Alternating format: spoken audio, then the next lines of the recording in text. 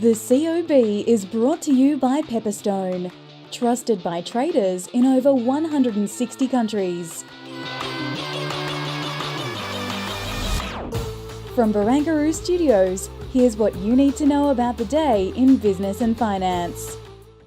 Welcome to the COB. I'm Juliette Sarli. Well, of course, we've been digesting the budget, but the market is always forward-looking and it's been looking ahead to the CPI print out of the United States. It has been a good session for investors. We're up 0.5% there on the CBO 200. When it comes to the ASX 200, up 0.4%, 7,757. Look, I do have to say that a lot of the gains that we have seen do seem to be coming from the materials industry, and we've had a lot of fascinating conversations that you can find on the ausbiz website today about the budget implications, particularly to critical minerals. But let's have a look at some of our three themes as well, because we had the budget benefit, certainly a positive session. Maybe you can't really completely put that down to the budget. We are always following the leader. We had PPI, we've got CPI. Mark Gardner from MPC Markets is going to talk us through all the key market themes, but also wage growth slumping. And look, this is a really important piece, I guess, for the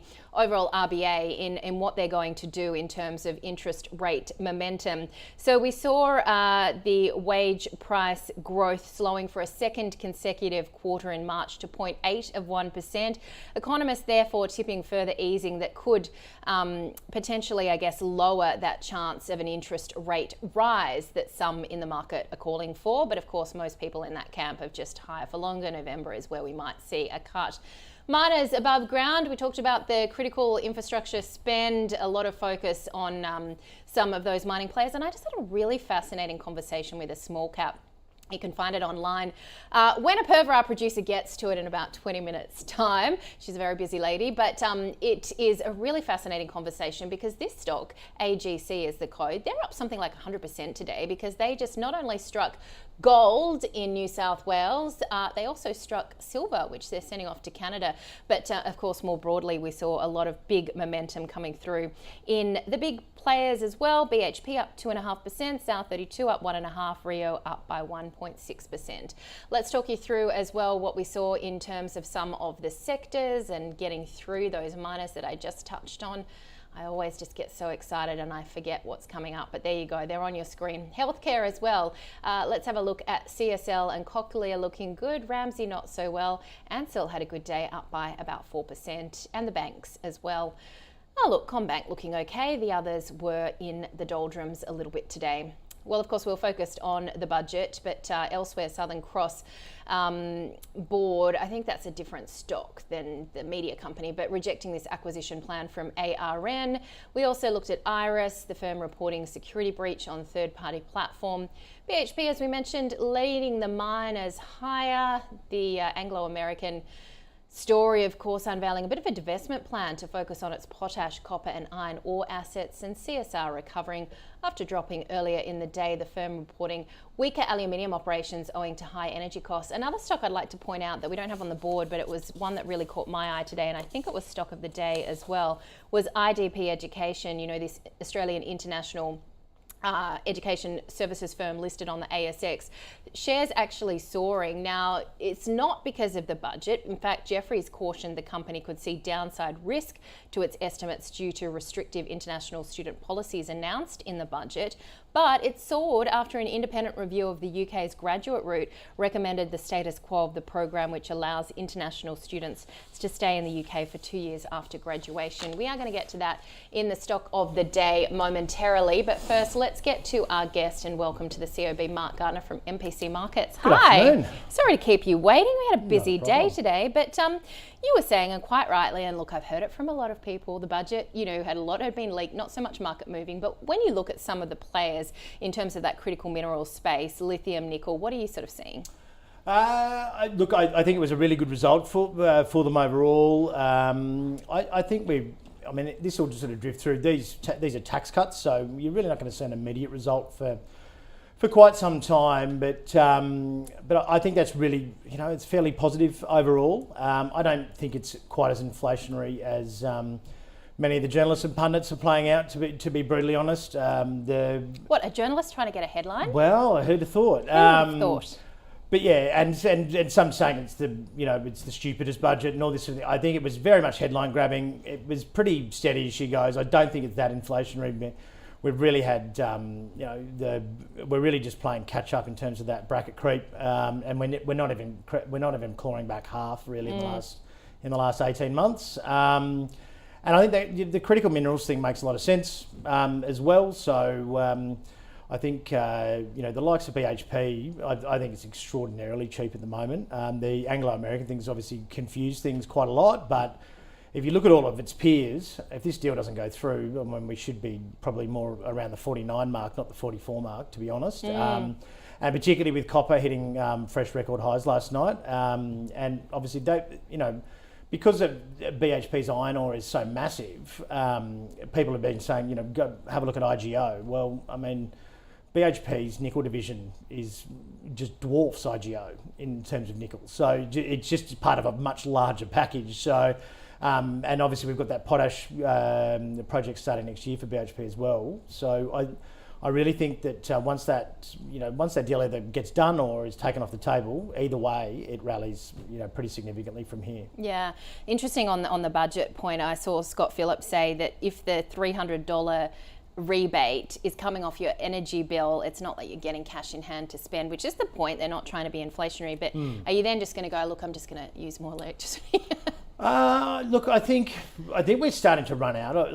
I think with the banks' results and the bank updates recently, like the lines in arrears and things, I think people are out of that disposable income at the moment. I think a lot of it's just going to go to just day-to-day costs or on the mortgage, etc. So it's not really like people have got a savings base and they're just adding more money to the pile. And we've seen retail sales numbers drop back a little bit as well. But I really don't see it as as that inflationary overall. Certainly not as bad as the headlines are saying. And from the RBA's perspective, that wage growth numbers for 2 quarters in a row coming off. I think that's pretty underestimated as well in terms of that gives the RBA a fair bit of room to not have to hike, but we may have to wait a month or two longer potentially for cuts to come along. But in the scheme of things, it's not that big of a deal. I think more often than not, markets and pundits we're so close to it, watching it every day. I think we get a little bit impatient at times when the reality. The broader economy only looks at it once a month. It's not that big of a deal. Well, I can tell you also, having been overseas, it's not that big of a deal globally. So let's talk about what is, and CPI definitely is. I mean, we had PPI overnight as well, a little bit of commentary from Jay Powell. What are you expecting in terms of the inflationary print? Expecting 0.4, but the PPI number last night was significantly higher than expectations, and it was completely brushed off. Jay Powell spoke around about the same time. There wasn't anything new in there. He basically just said it's unlikely the next one's going to be a hike. We're going to be higher for longer. The market, as it does lately, just takes that as, we're cutting rates. But sort of GameStop stole the headlines a little bit. Yeah. But the PPI numbers were up 0.5, expected only up 0.2. And then last month's were revised up as well. So, I mean, if we get a hot print tonight, I think we're probably pretty vulnerable to some downside.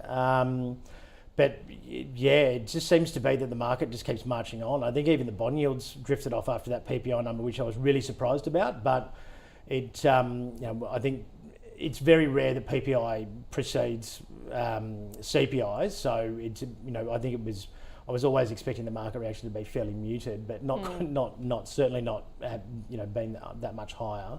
A lot of commodity prices are up in the last month or 2 months in particular. Wheat, natural gas, obviously copper's hit record highs. You've had a whole suite of different, and live cattle and things like that. All head like 30% plus higher. That was obviously what's going to be would have been pushing the PPI last night. Whether that filters through to the consumer, who knows? It may in fresh fruit and vegetables, but Bureau of Labour and Statistics, coffee's up something like 80% this year. So they just removed it from the number. Yeah. So chocolate, cocoa. Yeah, cocoa. I mean, cocoa's come back, but it just goes to show that that's why they use PCE instead of CPI.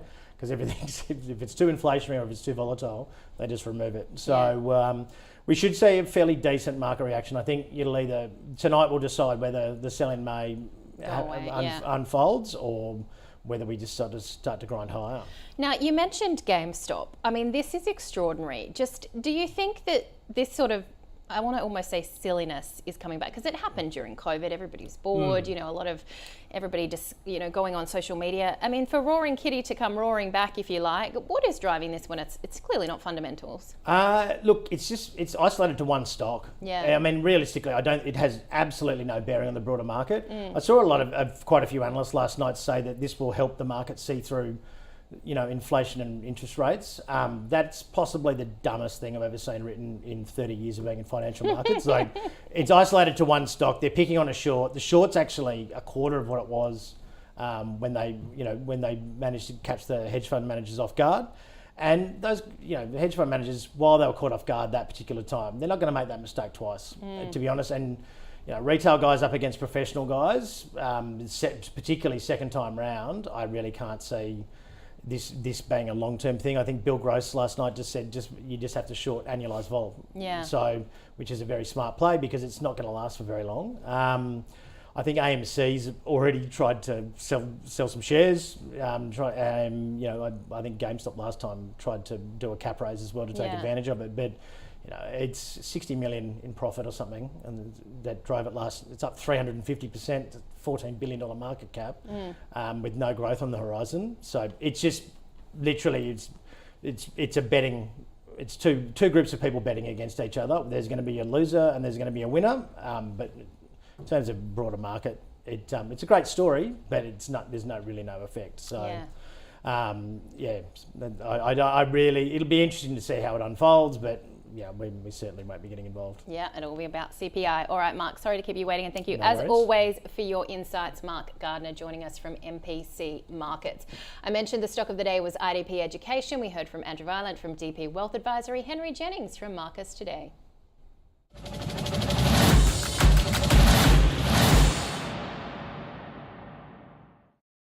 Got a strong return on equity, it's got a great margin, but again, it's like a lot of these businesses where it's one stroke of the minister's pen, as we saw with the Australian component last night, fundamentally changes the business. So maybe as a sort of a technical buy, it might be sort of bouncing. It's sort of trading $6 below consensus, but I am concerned around that short interest in it.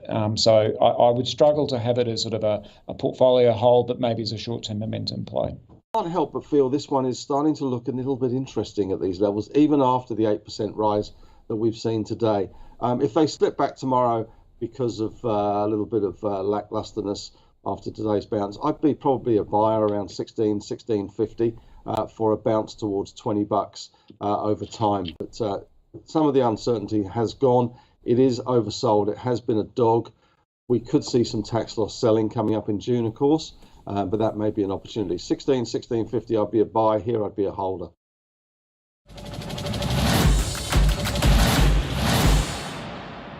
All right, the market well and truly closed. Let's have a look at the market leaders on an up day. Chalice Mining always seems to be there. IDP Education, as we mentioned, was also the stock of the day. Had a very solid day. A couple of stocks in the medical place as well, which is really interesting because I had a great chat with someone about the biotech space earlier, Rhys O'Connell. That's going to be up on our website shortly, talking about, there wasn't really a lot of support for biotechs or healthcare too much, but all those stocks doing very well.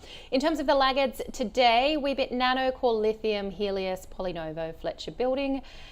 Quickly looking through the small caps there on your screen, they were the winners. And let's have a quick look at the losers. There, Weebit Nano, of course, there once again down 8%. Of course, we know what's happening overnight. It's US CPI, also retail sales and the Empire State Manufacturing Index. A lot for us to digest tomorrow, along with our own key employment and unemployment data. Earnings as well coming through from the likes of Aristocrat, GrainCorp, Incitec Pivot, and AGM from Atlas Arteria. Now, this is interesting because we spoke to the Shareholders Association last week about what they do and don't like in terms of some of the resolutions that are on the table there. You can also find that interview on ausbiz.com.au. Autosports Group will be going ex-dividend.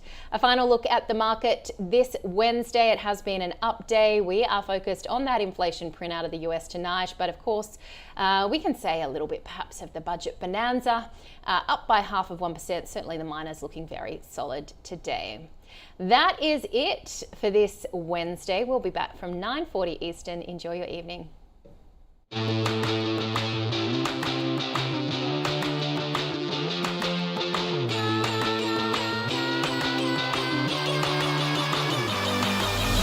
The COB is brought to you by Pepperstone, trusted by traders in over 160 countries.